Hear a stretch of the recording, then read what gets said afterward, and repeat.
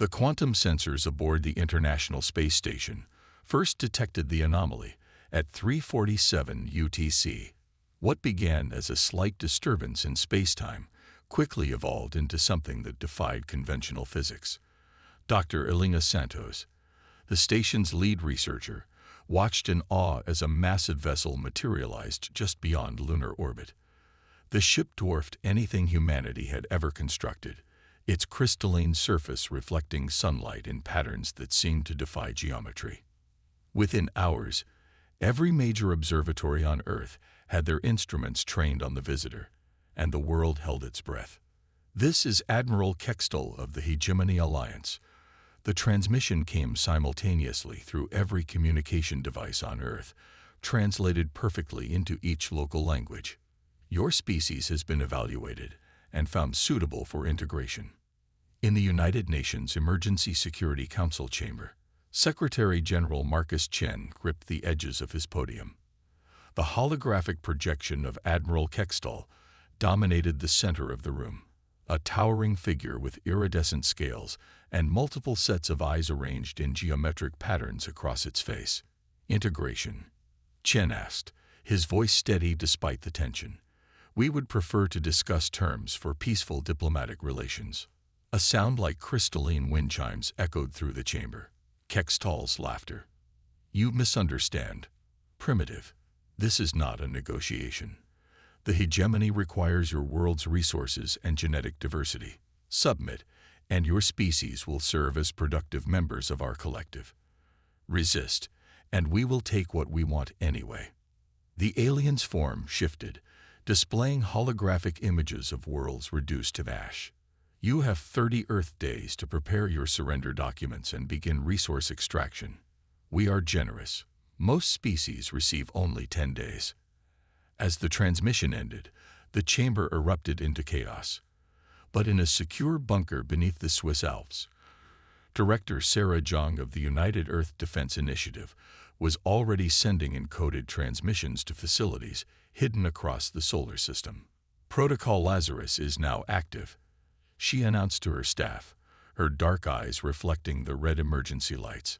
It's time to show them what humanity has been preparing for. For decades, the world's governments had maintained a facade of rivalry and limited space capability.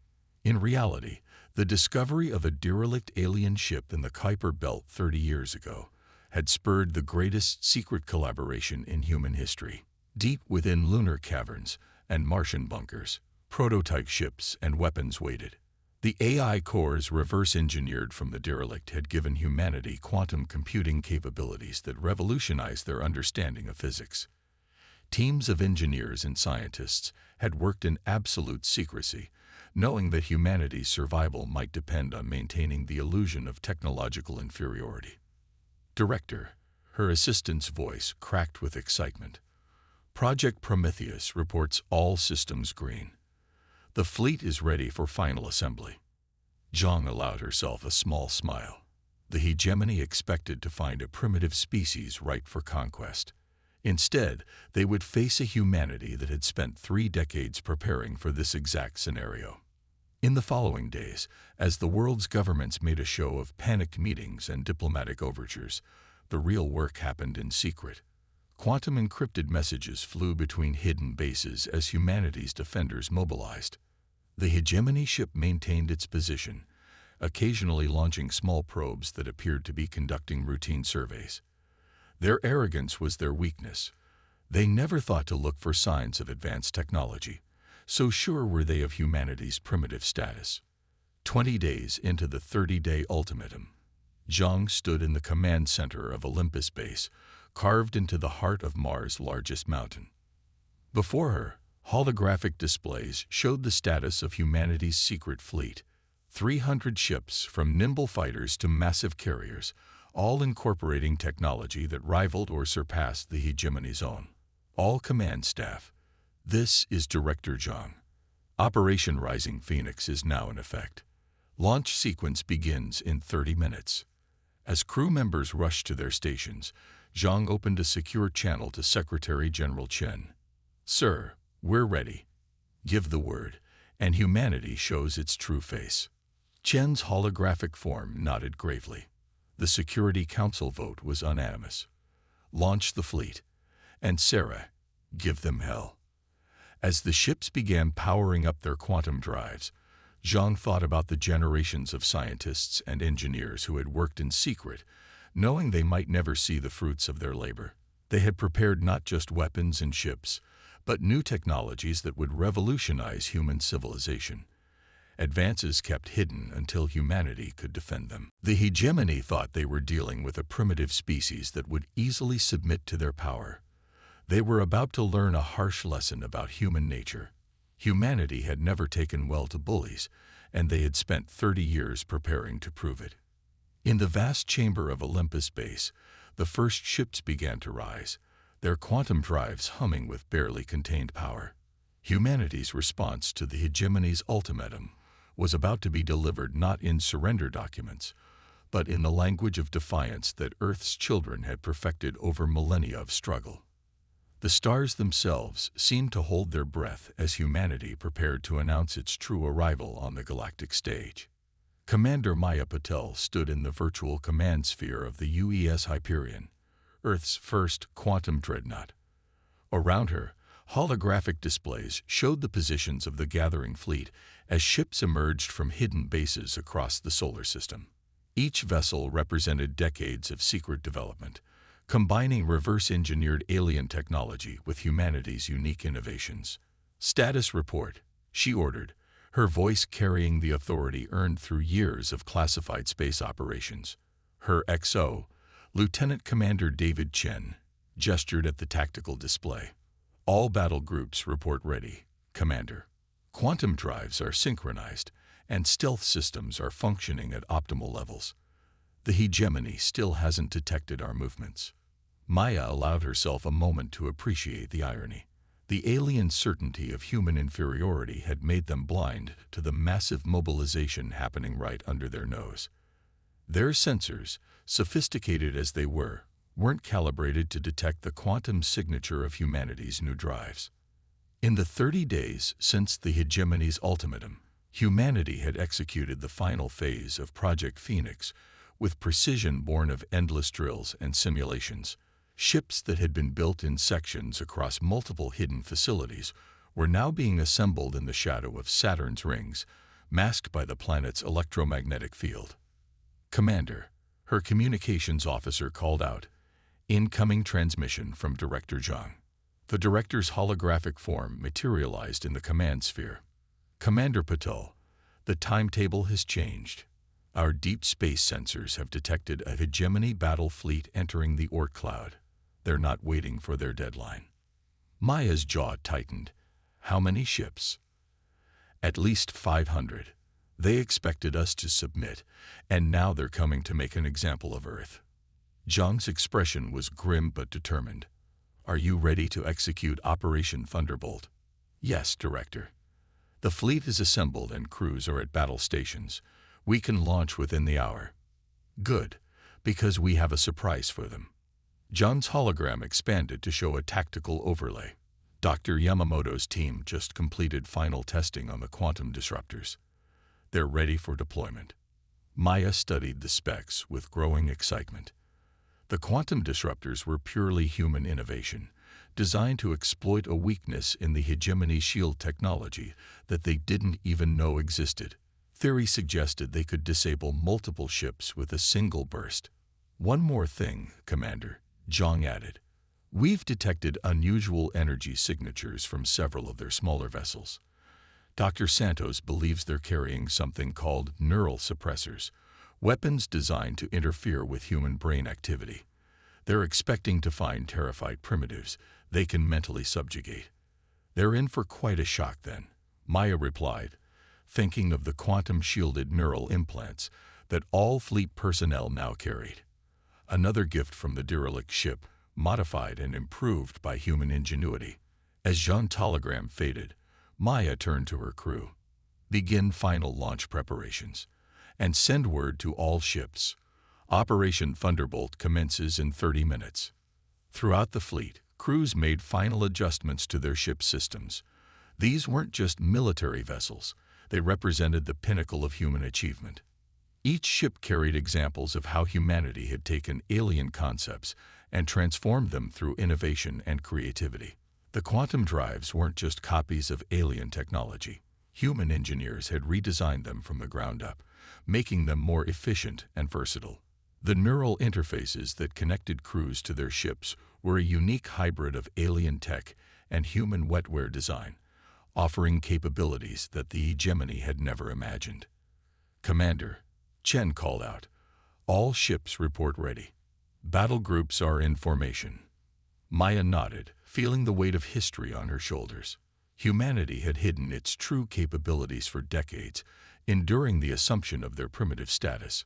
Now it was time to show the galaxy what Earth's children could really do. "Send to all ships," she ordered. "The hegemony comes expecting to find sheep ready for slaughter. Let's show them they've walked into a wolf's den instead. For Earth and all her children. Launch." The massive fleet began to move, quantum drives humming as they prepared to make their first synchronized jump. The element of surprise was their greatest advantage. The hegemony fleet wouldn't know what hit them until it was too late. In the silence of space, humanity's hidden sword was finally being drawn. The hegemony was about to learn that forcing humanity into a corner was the worst mistake they could have made. Because humans didn't just fight back. They innovated, adapted, and emerged stronger. As the fleet prepared to jump, Maya thought about all the generations of scientists, engineers, and soldiers who had worked in secret to prepare for this moment. They had taken alien technology and transformed it, creating something uniquely human in the process. "All ships signal ready," Chen reported. Quantum jump plotted and synchronized. Maya took a deep breath. "Execute jump. Let's introduce ourselves to the galaxy." In a flash of quantum energy, the fleet vanished from Saturn's shadow. Humanity's response to the hegemony's ultimatum was about to be delivered, not in words, but in actions that would reshape the balance of power in the galaxy forever. The quantum wake of 500 hegemony warships rippled through space as they approached Earth's solar system. Admiral Kextel stood on the command deck of his flagship, anticipating an easy victory over yet another primitive species. The first sign that something was wrong came when his sensor officer reported an anomaly. Multiple quantum signatures detected. The officer called out, their crystalline form vibrating with confusion. Energy patterns unlike anything in our database. Before Kexel could respond, space itself seemed to tear open as humanity's fleet materialized around the hegemony formation. Commander Maya Patel's voice cut through every hegemony communication channel, transmitted in perfect Alliance standard. "This is Commander Patel of the United Earth Defense Fleet. You came expecting submission. Instead, you find humanity's answer to tyranny. Withdraw now, or face the consequences of your aggression." For a moment, silence reigned across space. Then Kextel's laughter echoed through the command channels. "Impressive deception, primitives. But you are outnumbered nearly 2-1. Your deaths will serve as an example to others who would resist the hegemony." Maya's response was not in words, but in action. "All ships, execute pattern Omega. Quantum disruptors, full spread." The human fleet moved with choreographed precision, breaking into smaller battle groups that seemed to flow through space like schools of predatory fish. Before the hegemony fleet could properly react, the first quantum disruptor bursts struck their lines. The effect was devastating. Dozens of hegemony ships suddenly found their quantum shields flickering and failing, their advanced systems disrupted by weapons specifically designed to exploit weaknesses they never knew they had. "Impossible." Kextel roared as reports of failing systems flooded in. "Launch neural suppressors. Subjugate these primitives." Waves of golden energy pulsed out from the hegemony's smaller ships, designed to overwhelm and disable human neural systems. But humanity had prepared for this too. The quantum-shielded neural implants not only protected their crews but allowed them to interface with their ships at levels the hegemony had never achieved. "Battle Group Titan, execute flanking maneuver," Maya ordered. Groups Ares and Apollo pushed through their center. Show them what human innovation can do. The space battle that followed would be studied by military academicians for centuries to come. The hegemony's superior numbers meant nothing against humanity's unprecedented tactics and technologies. Human ships moved in ways that defied conventional space combat doctrine, their quantum drives allowing for maneuvers that the hegemony's tactical computers couldn't predict. Lieutenant Commander Chen's voice cut through the chaos. "Commander, their flagship is attempting to coordinate a counterattack." "Not for long," Maya replied. "All ships in range, initiate Protocol Prometheus." Throughout the human fleet, crews activated systems that represented perhaps their greatest innovation. Not weapons of destruction, but tools of disruption. Quantum-based cyber warfare suites, designed to infiltrate and subvert the very operating systems of hegemony ships. The effect was immediate. Hegemony vessels began firing on each other, their automated systems hijacked by human quantum code. Others simply shut down, their crews trapped inside as life support systems transferred to human control. Admiral Kextall watched in horror as his mighty fleet was systematically dismantled by what he had dismissed as primitives. "This is impossible. How could you have developed such technologies?" "You made a fundamental mistake, Admiral," Maya responded, her voice cold. "You judged us by our apparent level of technology, never considering that we might be hiding our true capabilities. Humanity has spent decades preparing for this moment, not just copying the alien technology we found, but improving it, innovating in ways your rigid hierarchy never imagined possible." The battle reached its climax as the UES Hyperion engaged Kextall's flagship directly. The quantum dreadnought's advanced weapons tore through the hegemony vessel's remaining defenses with surgical precision, disabling rather than destroying. "All hegemony vessels, your flagship is captured, and your fleet is in disarray," Maya broadcast. "Your neural suppressors have failed, your quantum shields are useless, and your ships are under our control. Surrender now, and we will show more mercy than you intended to show us." The response came not from Kextall, but from his subordinate commanders as ship after ship signaled their surrender. In just under 2 hours, humanity had not just defeated a numerically superior force, they had revolutionized the very nature of space combat. As Maya stood in the Hyperion's command sphere, watching the surrender signals flood in, she thought about the message this victory would send across the galaxy. Humanity had announced its presence, not with submission or simple defiance, but with innovation that would change the balance of power forever. "Send word to Earth," she ordered. "The Sol system is secure," and informed Director Zhang. "Tell her it's time for Phase 2. The hegemony needs to learn that humanity doesn't just fight wars. We end them." The battle was over, but Maya knew this was just the beginning. Humanity had revealed itself as a force to be reckoned with, and the ripples of this victory would soon spread across the galaxy. The age of hegemony dominance was ending, and a new era of human innovation was about to begin. The interrogation chamber aboard the UES Hyperion held an unusual prisoner. Admiral Kextall, once proud commander of the hegemony fleet, sat contained within a quantum field barrier. Across from him, Director Zhang studied the alien with careful interest as she reviewed the data streaming through her neural interface. "Your encryption was impressive," she said, "but not unbreakable. We've already decoded most of your ship's database. There are others out there who resist the hegemony, aren't there?" Kextall's multiple eyes narrowed. "You understand nothing. The hegemony brings order to chaos.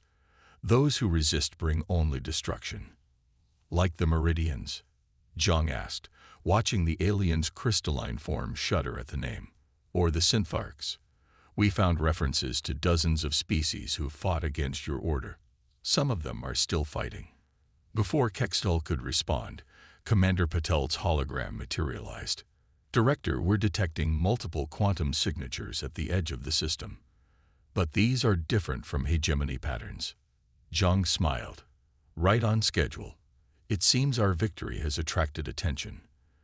The ships that emerged from quantum space were unlike anything humanity had encountered. Organic-looking vessels that seemed to flow through space, their hulls shifting and adapting like living tissue. Alongside them, geometric constructs of pure energy that defied conventional physics. "This is Elder Kira of the Meridian Resistance," a melodious voice transmitted. "We witnessed your victory over the hegemony fleet. Perhaps it's time we had a conversation." Within hours, the Hyperion's conference chamber hosted the most diverse gathering of species in Earth's history. Elder Kira, a being of crystalline light in vaguely humanoid form, led the Meridian delegation. The Syntharchs sent their collective mind, manifesting as a swarm of metallic orbs that arranged themselves into complex patterns. For millennia, the hegemony has dominated through technological superiority and the fear of their neural suppression technology. Elder Kira explained, "But you humans did something unprecedented. You not only resisted but innovated beyond their capabilities." The Syntharch's collective mind pulsed with agreement, their thoughts translating directly through the quantum field. "Your quantum disruptors and cyber warfare systems represent evolutionary leaps in technology. You didn't just copy and improve existing tech. You created entirely new paradigms." Zhang and Maya exchanged glances. "We had advantages," Zhang admitted. "Finding the derelict ship gave us a head start, and knowing the hegemony was out there meant we could prepare in secret. But we're not looking to replace one dominion with another. We want to ensure freedom for all species." "That's precisely why we're here," Elder Kira responded. "The Meridians have bioorganic technology that can adapt and evolve. The Syntharchs understand quantum mechanics in ways that even the hegemony never grasped. But we've never had humanity's gift for innovation and unconventional thinking." "You're proposing an alliance," Maya said, understanding dawning.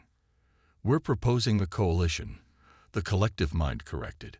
"Not just military cooperation, but a true synthesis of our different approaches to science, technology, and civilization itself."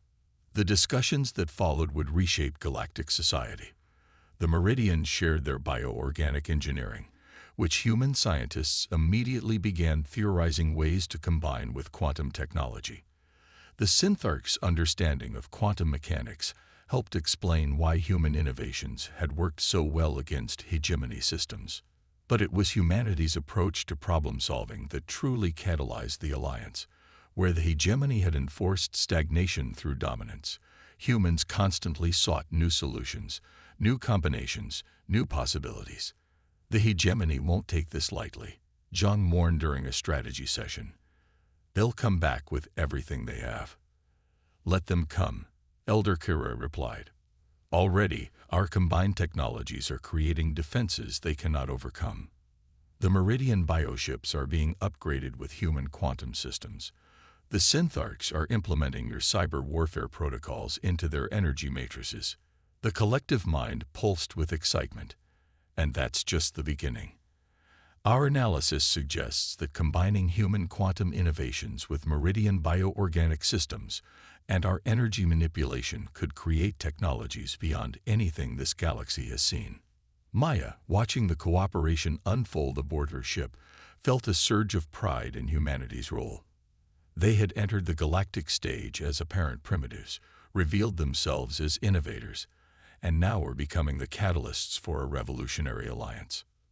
"Director," she said privately to Zhang, "do you think we're ready for what comes next?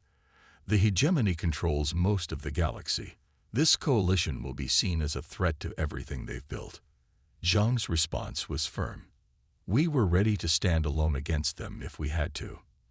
Now we have allies who share our vision of freedom and progress. The hegemony built their power on stagnation and fear. We'll defeat them with innovation and hope." As if to emphasize her words, a holographic display showed the first practical results of their cooperation. A Meridian bioship seamlessly integrating human quantum technology, while Syntharch energy patterns enhanced its capabilities. It was beautiful, a symbol of what different species could achieve together.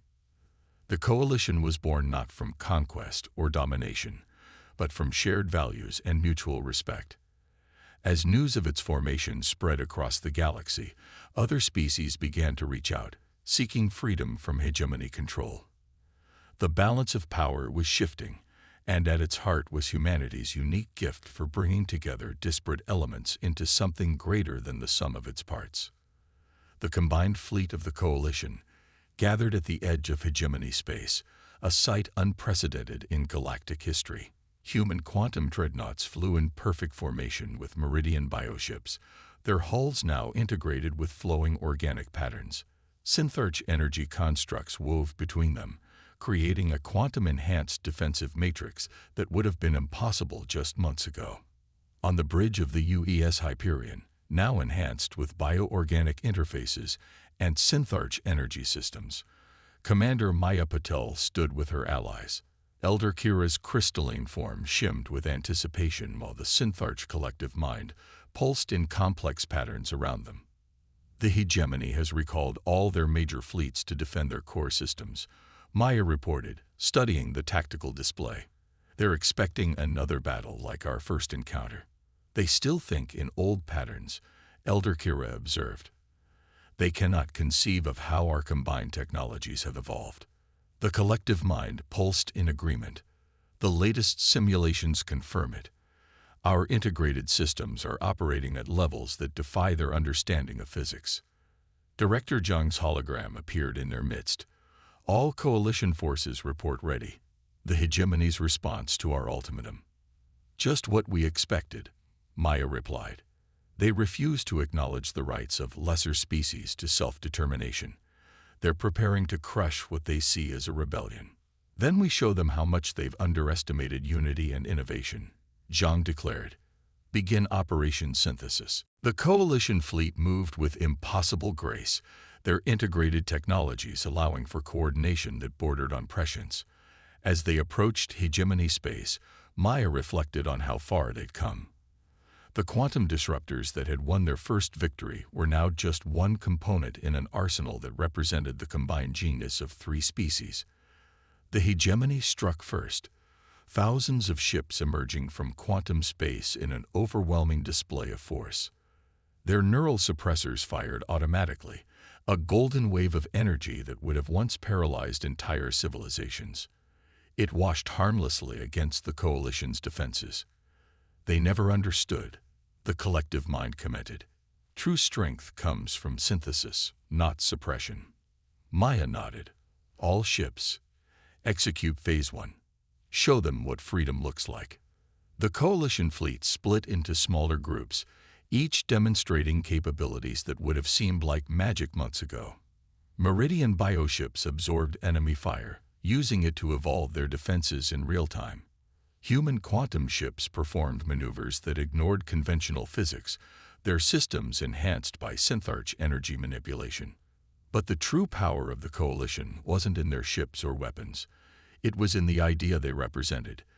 Different species working together, combining their strengths, innovating freely without the constraints of hegemony control. Multiple hegemony ships are powering down, Maya's tactical officer reported. They're receiving our transmission. The transmission was simple, the truth about the hegemony's lies, proof of what free species could achieve together, and an offer of amnesty to any who chose to break from their oppressors. It spread from ship to ship, carried by the same quantum protocols that had once made the hegemony's neural suppression so effective. Their formation is breaking, Elder Kira announced. Mass defections detected across their fleet. The hegemony's carefully maintained order crumbled in the face of truth and possibility. Ships turned against their former masters. Entire battle groups surrendered, their crews choosing freedom over submission. The collective mind pulsed with satisfaction. The quantum cascade has reached their central command. Their encryption is failing. On every screen across both fleets, the image of the Hegemony High Council appeared. Their crystalline forms, once imposing, now seemed brittle and archaic compared to the vibrant unity of the Coalition forces. You cannot do this, the High Chancellor protested. There must be order, control, hierarchy. There must be freedom, Maya countered. The freedom to innovate, to evolve, to choose one's own path. That's what the Coalition represents. Your reign is over, Elder Kira added. The species you dismissed as primitive have surpassed you. Those you sought to suppress have evolved beyond your control. The Syntharch collective mind pulsed with finality. Surrender now and be part of the new future we will build together. Resist and be left behind by the very progress you feared. The battle ended not with destructive fury, but with a transformation. As the hegemony's power structure collapsed, the Coalition's message spread across the galaxy. Species that had lived under suppression for generations looked to the stars and saw hope.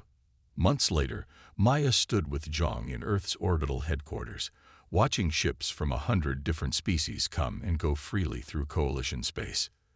"Did you ever imagine this when we were preparing our defenses in secret?" Maya asked. Zhang smiled. "We imagined survival. We achieved revolution. Every day, new combinations of technology and ideas emerge. The hegemony feared chaos, but they never understood that controlled chaos. The freedom to innovate, to try new things, to fail and learn and grow. That's the true source of progress." The galaxy was transforming. The hegemony's rigid hierarchy had been replaced by a network of cooperating species, each contributing their unique perspectives and capabilities. Human innovation, Meridian adaptation, and Syntharch understanding had been just the beginning. "We're getting reports from the edge of known space," Maya noted. "Other species, ones even the hegemony didn't know about, are making contact. They want to join the Coalition." "Then we welcome them," Zhang replied. "Because that's what humanity does best. We bring people together. We innovate. We find ways to make the impossible possible. We don't just reach for the stars. We help others reach them too." As they watched, a new ship class emerged from Earth's shipyards, a perfect synthesis of human quantum engineering, Meridian bioorganic systems, and Syntharch energy manipulation. But it was more than just a technological marvel. It was a symbol of what free species could achieve together. The age of the hegemony was over. The age of innovation, cooperation, and unlimited possibility had begun. And it had started with humanity's simple refusal to submit, their determination to innovate, and their willingness to reach out to others in friendship rather than conquest. The stars beckoned, not with threat or dominance, but with the promise of discovery, innovation, and unity. Humanity had not just found its place in the galaxy. They had helped forge a new galaxy, one worthy of all its children.